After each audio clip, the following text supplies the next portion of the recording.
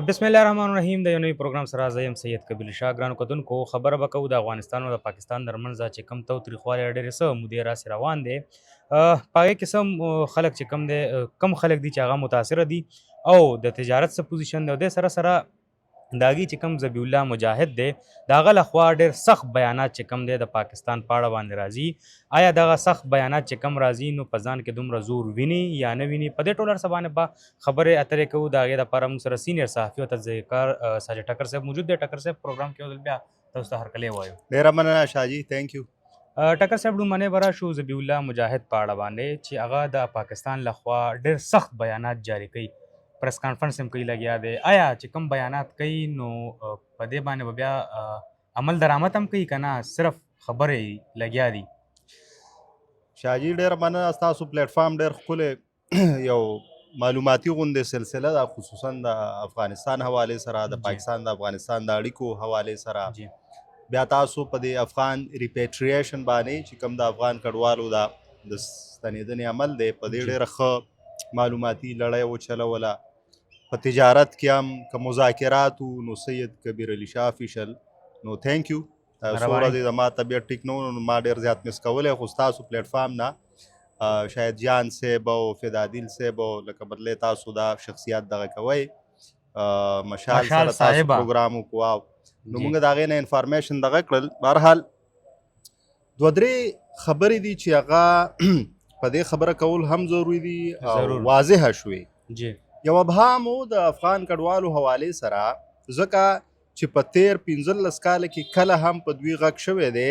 نو هغه موده غځېدلې ده نو د هغې له وجې بیا یو دا تاثر جوړ شوی چې ګوندې پاکستان هسې ګپ لګوي د افغان کډوال او تاریخ په تاریخ چې دا نه وباسي. بهرحال اوس پیریډ اف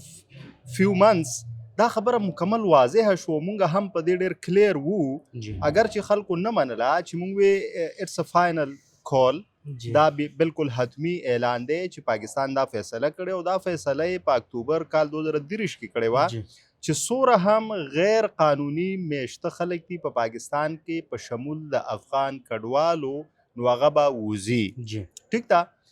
بیا په هغې کې مونږ سټیجز وکتل ځکه چې د افغان کډوالو قسمونه دي دلته څه پی او آر کارډ هولډر دي څه ای سی سی کارډ هولډر دي څوک په ویزه دي څوک چا سره پاسپورټ دی چا سره ورک پرمټ دی څوک تعلیم دپاره راغلي څوک د علاج دپاره خو دا تسلسل سره راځي. بهرحال زیاتره داسې وو چې هغه غیر قانوني وو هغوی سره هیڅ قسمه اسناد نه وو نو د هغوی هغه لړۍ ړومبی پیل شوه چا جعلي سیناسي جوړ کړی ایگزیکټلی دا پکې بیا بلهار ووتل بیا پکې د کیمپونو تړل کېدو پورې خبر راغله.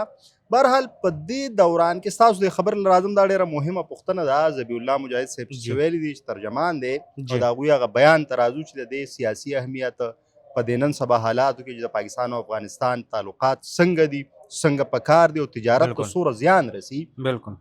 په دې به هم شاجي خبر کو تھینک یو چې مطلب دا د اکثر د ډرامه جوړه کی چې دا اوس د پاکستان ضرورت دی لارې بندې کوي نه کولاو ورته نه پرانوزو او پاکستان غواړي چې لاره د کولو خو مونږ یې نه کولاو او ایگزیکټلی دا یو دغه نو په دې هم خبر کو. بهرحال دا وضاحت اوس وشو ځکه چې وفاق دا غواړي د پاکستان حکومت دا غواړي اټس ا نېشنل پالیسي دا اوس یو قومي تګلاره ده چې څومره هم غیر قانوني میشته خلک دي په پاکستان کې دا به وځي. د دینه مراد کله هم افغانان صرف په خاص ډول نه دي څومره هم اکه د هر ځای دی اکه د بنگلادیش دی که د سریلنکا دی که د افریقې دی او که د افغانستان دی او که د امریکې دی خو چې هغه دلته په غیر قانوني توګه میشته دی د هغه سره اسناد نشته هغه به وځي. he has no room space place. او دغه یو خبره بل شامل هم ټکر صاحب لکه افغانیان په دې خوشاله و چې د پنجاب لخوا چې کم د سختی کیږي خو د خیبر پختونخوا اړخ نه چې کم د سختی نشته نو اوس خدا په یو پیج شو. یس ایگزیکټلی ګورئ دا ډیره مهمه نقطه تاسو چته کړه دا یو د دې یو سیاسي فایده هم یو ګوند ته رسېده چې ګینې پاکستان تحریک انصاف د هغوی حکومت دی هغوی نه غواړي چې وی باسي. ګورئ دا یو ګریجوال پروسس دی په لکونو افغان کډوال دي سند انیشیټیو واخیست پنجاب واخیست بیا په پنجاب کې اعلانونه وشو اگر چې هغه هم ډېر مس انټرپریټیشن د هغې وشو چې ګینې جی. هر افغان نه چا سره چې پاسپورټ دی ویلډ ویزا ده نو هغه خو روزګار هم کولی شي چې هر په څه څه لپاره کولی شي. راغلی دی هغه سره د چا کار څه دی هغه له خو قانون د پاکستان حکومت د اجازت ورکړی دی دا حق یې ورکړی دی چې ته په صحیح طریقه راغلی تا سره پاسپورټ دی ویزا ده اسناد دي نو ته راځه ته کار کوه ته جی. روزګار کوه ته علاج کوې ته سبق وایې چې ته ټیک ټاک راغلی بس اوکې کوه دا د هغه خلکو خلاف هلته اعلانونه کېدل چا سره چې هیڅ قسمه اسناد نه وو هغه په غیر قانوني توګه کار کو یا اوسېدل دا د هغوی خلاف وو برحال بیا پکې په مینس کې مونږه د پښتونخوا یعنی د صوبې خبره کوم د انتظامیې د حکومت او د وفاق ترمنځ یو واټن ولیده جی. تاسو که خیال کیږي نو وزارت داخله او سیفران دا وایي چې مونږ یو باسو دلته ګنډاپور صاحب وایي دا خو زمونږ میلمانه دي مونږ د دوی سره تاوتریخوالې سابقه سخوالې چې نه کوم کوو وزیر اعلی و. یس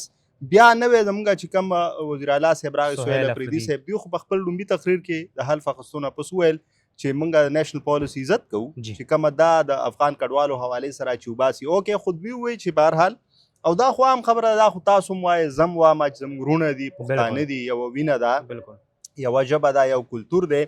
نو چې یو سړي دلته 40-50 کاله تېر کړو دا خو ډېره عام خبره ده دا خو زم کوم ساجد ټکر هم کوي دا سید کبیر علي شاه هم کوي دا هر کس کوي چې مطلب دا دی چې بالکل دا دلته پاتې شوي دي 40-50 کاله نو چې اوس دوی ځي نو دوی دی په داسې طریقه لاړ شي چې دوی سره ښه یادونه لاړ شي په خفګان لاړ نه شي نو دا خو هر سړی وایي داسې زموږ وزیر اعلی سهیل افریدي صاحب هم ویل چې هلته کومه امیګریشن دغه دی ون وینډو اپریشن دی شروع شي چې دوی ته اسانتیاوې وي ځکه چې یار دلته موږ وکتل په دې نوښاره زاخیل کې چې د پنجاب نه به رالل یا د کشمیر نه رالل یا د سند نه رالل نو هغه به دلته په ورځو پراته ماشومان به ورسره ماشومانې وې زنانه وې مشران بلا لوی فامیل وي د یو سړي په ټرکونو کې به کډې وي هغوی ته به د تشناب تکلیف و خلک پکې ناجوړه شي موسم بیا یا ډېر ګرم و یا اوس ډېر دغه دی نو په دې خو خلک پیږي اوس راځو ستاسو د پوښتنې لا واضحه پالیسي دا ده چې اوس پښتونخوا وفاق هم مونږ ته ورو په یو پیج معلومیږي او که دلته تاسو ګورئ په پېښور کې اثار مونږ ته داسې ښکاري ناکې لګېدلي دي چیکینګ کېږي د خلکو شناختي کارډ آی ډي کارډ چې کوم دی نو دا دې دپاره چیک کېږي چې دا څوک دي چې دلته اوسېږي چا سره چې پی او سی دی ایس سی سی دی او پته لګي ښه دا افغان نیشنل دی نو هغه ته ویل کېږي چې تاسو لاړ شئ صحیح ده بیا سخت دغه دا دی اوس کې یو سړی لیږل شوی دی او واپس راغلی دی او ګیر شو بیا به قید دي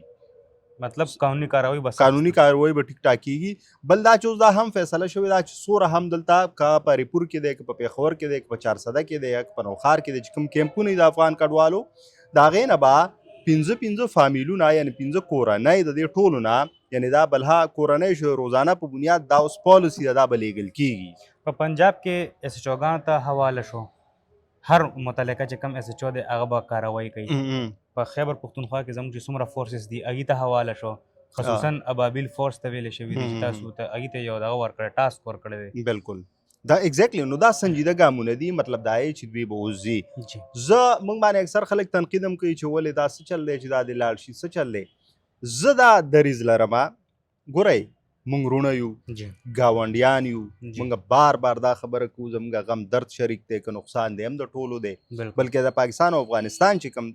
تکلیف او د درد دی یا نقصان دی ګټه دا زه شریکه ګڼم ځکه چې دا ریجن یو دی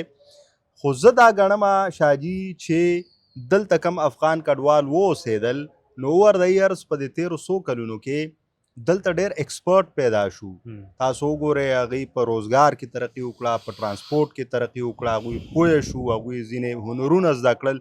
که دا تکړه افغان ځوانان لاړ شي که څوک لوګر ته لاړ شي که کونړ ته لاړ شي که ننګرهار ته لاړ شي که لغمان ته لاړ شي او که خوست او پکتیکا او پکتیا ته لاړ شي دوی هلته د خپلې ټولنې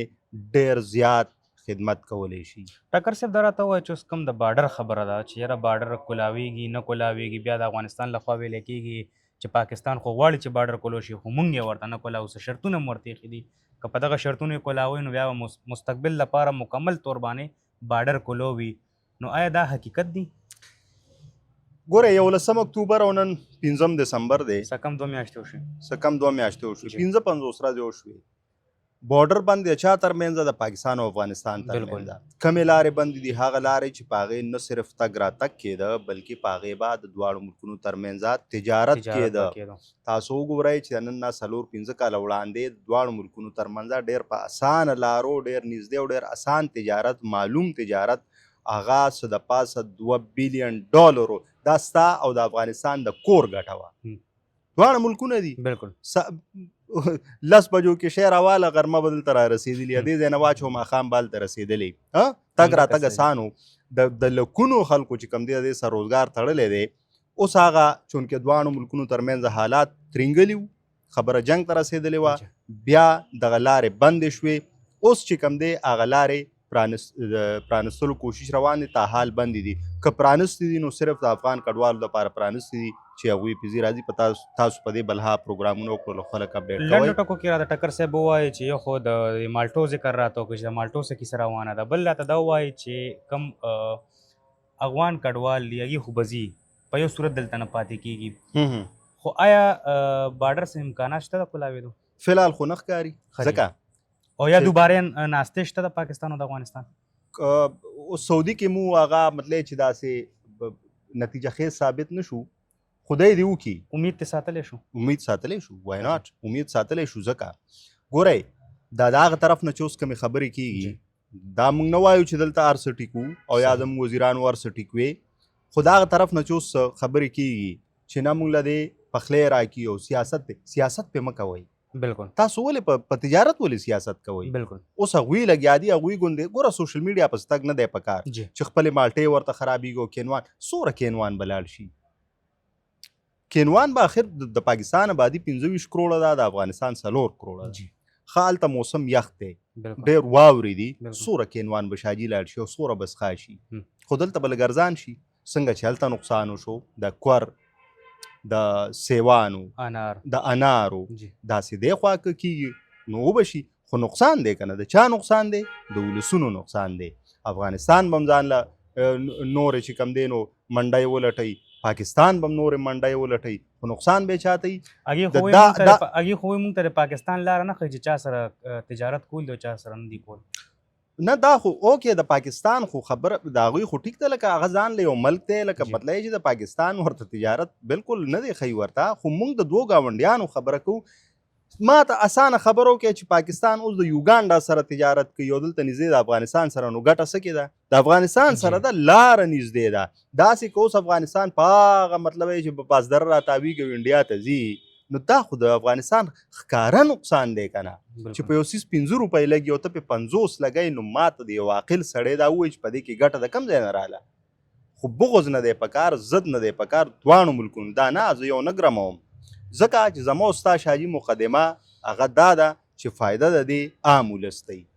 نقصان یې عام ولس ته دی. لکه تاسو وګورئ بله مسله، زه ډېر په د عاجزانه دا دی دلته بلها خبرې زموږ صحافیان هم کوي، سیاسي ګوندونه هم کوي، سیاسي مشران هم کوي، سماجي مشران هم کوي، قبایلي مشران هم کوي، امایدین هم کوي چې په پاکستان غږ کوي، په حکومت غږ کوي چې د افغان کډوالو سره رویه سمه وساتئ، تجارت دپاره کوششونه وکړئ. تاسو داسې غږ چېرته خو لیدلی؟ اخوا څوک راوتی نه شي، خپل احتجاج کولی نه شي. ټکر صاحب نو مسله دا ده که نه، ګورئ په ولسي توګه پکار ده چې په خپل حکومت خو دا غږ وکړي چې یاره تجارت دی، په دې کې د سیاست څه کار دی؟ کولی شي په حکومت باندې. شاجي تاسو کله کله وران تپوس وکړئ، پکار ده چې وکړي د خپل حق دپاره او خصوصا د تجارت دپاره. ګورئ تجارت ډېر زیات ضروري دی. زه بیا دا خبره کوم، 21مه پیړۍ دا د سفارت، دا د سیاست او دا د تجارت نړۍ ده. تاسو وګورئ د دوه ملکونو په نړۍ کې تعلقات چې کوم دی، که په سیاسي او په سفارتي توګه هر څنګه په تجارتي توګه هغوی دا کوشش کوي چې زموږ تعلقات ته ډېر هموار وي، ډېر بیلنس وي، ډېر اوار وي او په هغې کې ډېر زیات سکون وي. ډېره مهرباني ټکر صاحب، یقینا ډېرې ګټورې او ژورې خبرې مو کړې او زما کوشش دا و چې ټکر صاحب نه په اخره کې د دغه سوال جواب روباسم، خو یقینا ټکر صاحب جواب ورنه کړلی شو او د دې جواب دغه دی. زه بیا د ټکر صاحب په ځای ورکړم چې مونږ خو بیا هم د خپل پاکستان چې کوم زمونږ